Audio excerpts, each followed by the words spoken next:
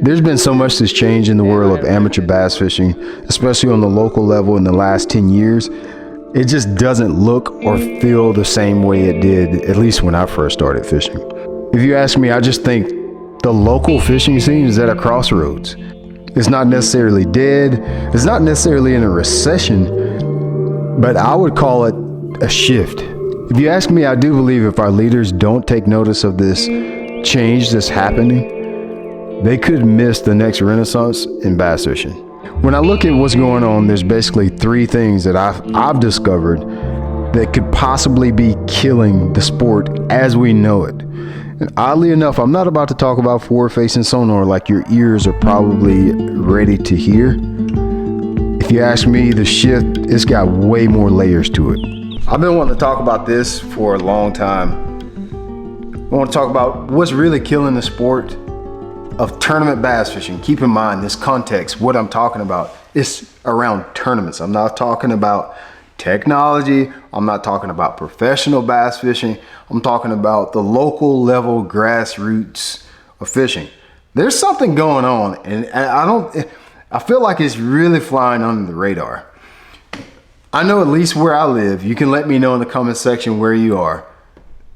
The growth, a lot of people say that tournament fishing is dying. That's a partial truth. Tournament fishing as we know it is definitely probably, at least at a very minimum, plateaued. But there's a rise. There's something happening on the horizon that just people just completely ignored to it. And when I say people, our industry, our leaders, our people that in the past have spearheaded the sport. There's a few that have wised up to it. But I feel like by and large, the leaders of old have forgotten the grassroots level of fishing. We've completely ignored that group of anglers. We've completely ignored that level of competition. And that is the heartbeat of everything, is local level, small group, 8-boat, 10-boat, 20-boat tournaments, Wednesday nights, small local level tournaments. For me, during my era, was the BFLs. But even that is changing. Something just feels different about it, and I want to talk about it in this video. The rise that I see happening and everybody's ignoring is virtual tournaments, online tournaments. I think CPR style tournaments, catch, photo, release tournament, it is the future. Listen, it is by far the future of it. It does have some benefits that I think make it so good for beginner fishermen. And I think once the major organizations, I do know it's coming from Major League Fishing, you're going to see more of this. But I feel like, what's the term that everybody says, of a rising tide rises all ships? I know Major League Fishing is going to take advantage of this. I don't know if everybody else will, but they will have to at some point, because there will become a day where we won't be able to have weigh-ins. Secondly, I like the no pressure. I have the Straight Up Fishing app, and we talk about tournaments, co-anglers, what people need to do. If I'm getting into fishing, and I can sense and feel that most people are really, they feel that pressure to fish a tournament. They feel that pressure, and that's intimidating to them. These catch, photo, release tournaments, these online or virtual tournaments, I even host one. I'll tell you about that here in a second. I host a catch, photo, release tournament. There's no pressure. You're there by yourself. My tournament's 30 days long. You got 30 days. You can work on your own schedule when you want to go. You don't have to show up at the boat ramp at 4 a.m. on Saturday morning. What if you got kids? You may have to go to a birthday party. You may want to go to church. You may whatever you may want to do with these catch, photo, release tournaments. It's a 30-day tournament. You can fish whenever you need to, as much or as little as you need to. So it takes off a lot of the pressure that our current model has in it. The next renaissance will be online tournaments, virtual fishing tournaments.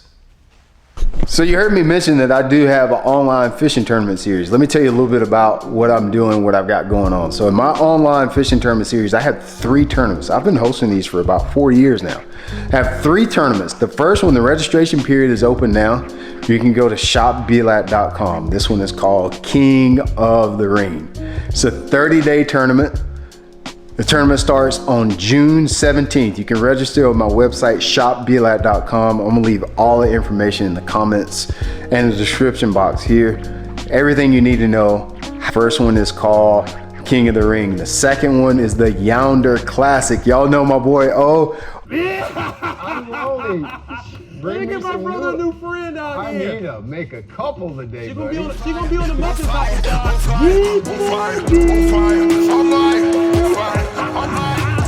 It's party time, baby.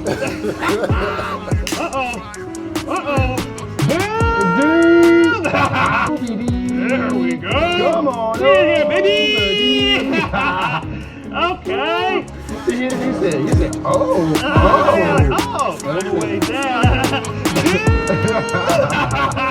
Obidi Williams ripping the lips. That was inspired by him. It's called the Yonder Classic. Looking for nothing but big bass in that tournament. That one is going to start in August. I can't remember the exact date, but I'll put the graphic up here. That one will start in August, and then we also have the last one. It's called The Last Dance. That one's going to start in October and run to November. All catch photo release tournaments. It's free to anybody that's in the Straight Up Fishing app, or if you just shop, you can buy any dollar amount during the registration period at shopbelat.com, and you can get in those tournaments. You really got no reason not to. You can be fishing your normal weekend tournaments and actually register those fish in my online tournament series and win a bunch of fishing gear, etc. Here's the second thing that I've noticed I really believe is hurting just the local scene is the cost versus reward. Now we got to really dig into this. When I say cost versus reward, what I'm talking about is how much money you get when you win. It's getting a little silly out here. And listen, you know what the problem is? People will complain about going to fish a BFL and spending X amount of dollars, and then they finish 30th and get a check for, I don't know, $300. And there's like no way you recoup your money on that. And listen, I don't actually fault the league for that. You know why? You know what one of the problems, the cost versus reward is? Do you realize that tournament entry fees have been the same since I've started fishing?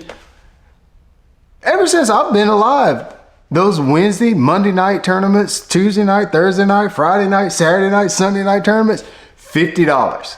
We were paying $50 entry fees back in the 80s. Good buddy, it's 2025. It's time for a renaissance on entry fees. You can't expect to get more money if you don't put more money in the hat. There's just no way that's gonna work. It's not gonna work. Well, I know you're gonna say, well, Brian, our boats are this much and this much. We can't add more. What solution do you have then? I fished my first BFL in 2002. The guy that was my tournament director still works at Major League Fishing. His name is Dave Maxwell. I never will forget it. It was at Clark's Hill. I fished with Clay Basson. Clay Basson went on to be one of my best friends ever. We still talk to this day. I met Clay in 2002. I drew him I was a co-angler then. Do you know the entry fees are like $20 more now? What is that? 2002, 23 years later. Now listen, I know a lot of people gonna be fussing when I say, Brian, I've never heard anybody lobby for higher entry fees. How in the world do you expect to get more payout 20 years later, 25 years later, 23 years later on the same amount of entry fee? It was $200 entry fee for boaters back then. I think it was $75 for coves. Right now it's what? $225 and $100? It's like 25 more dollars than it was 20 plus years ago. So I think we're gonna have to restructure. I think there's gonna have to be a restructuring of just that format altogether. I think a good price tag for a BFL or that similar type tournament, I know there's other organizations, there's ABAs out there, and there's other things. I think we're gonna have to have a restructuring in either our format or our entry fees.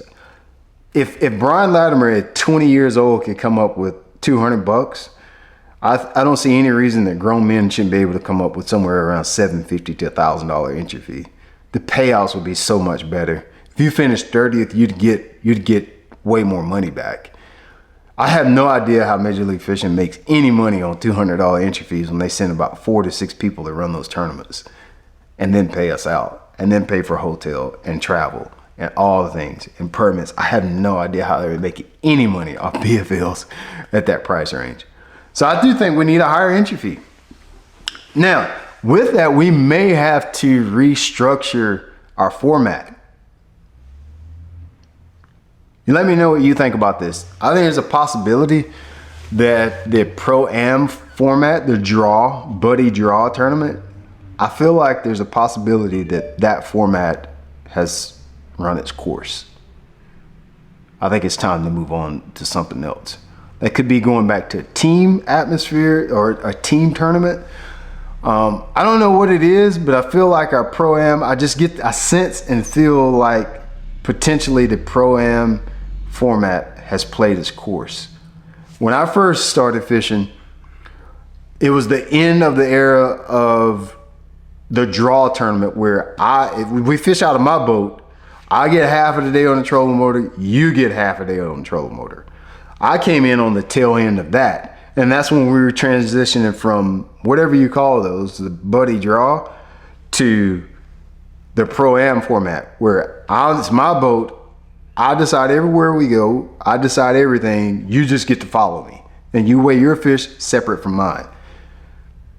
Prior to that, it was the buddy draw where we take your boat, or we take my boat, I get half of the trolling motor, you get half of the day with the trolling motor. I weigh my fish separate, you weigh your fish separate. I feel like we might be at a crossroads where we probably should revisit that format, whether it be a team, whether it be just solo. I don't know. Something is going to have to change. I'm definitely sensing that. Let me know what you think about that. Okay, this next one, I'm probably going to ruffle a lot of feathers on this next one. Just hear me out before you get ready to abolish me in the comment section. Something that I'm truly concerned about and watching. You have to be careful about talking about this in public, and I know this is going to start a light storm in the comment section in this video. People probably will clip this to make it something that it's not. I'm a little bit worried about academic fishing. When I say academic fishing, I'm talking about college, middle school, high school, college fishing. Just hear me out before you get ready to, just hear me out. There's some benefits to, obviously, high school, college, middle school fishing. What I love about that is it's grooming our fishermen at such an early age. Like, I fish against these people, and I have friends in my camp that went through high school, middle school, or college fishing. And I'm telling you, they've been to places that I've never fished to before I have at 42. They've been to places at an early age. They know what tournament pressure. They can format a day of fishing, and they're learning a lot of really important skills. Everybody can learn how to fish, but a lot of people don't know how. It takes years and years and years and a lot of reps to learn how to put together a day of tournament fishing. These kids are learning that at a really, really early age. That's the benefit. Some of the things that worry me about college and high school fishing is the fact that do you realize, I don't know if people realize this, those guys don't fish for money. They don't fish for money. There's no cash payout. My concern for that is that's our next generation. And I don't want to groom a next generation that is used to competing for no money. I have a concern about that. Because you notice our payouts are going lower and lower. And I think as long as we're able to get away with not making any money, I don't think there would be any motivation to fight on the behalf of the next generation of professional fishermen. And we could see a day, I do believe this, I've talked about this several times, there may be a day where there will not be payouts in the pro ranks of bass fishing. And I think it may come from the fact that our next generation is used to competing without getting paid. That's a very controversial take, and I get it. But I do see a world where that potentially could happen. And that worries me. On fire, on fire, on fire, on fire, on fire, on fire, on fire, on fire.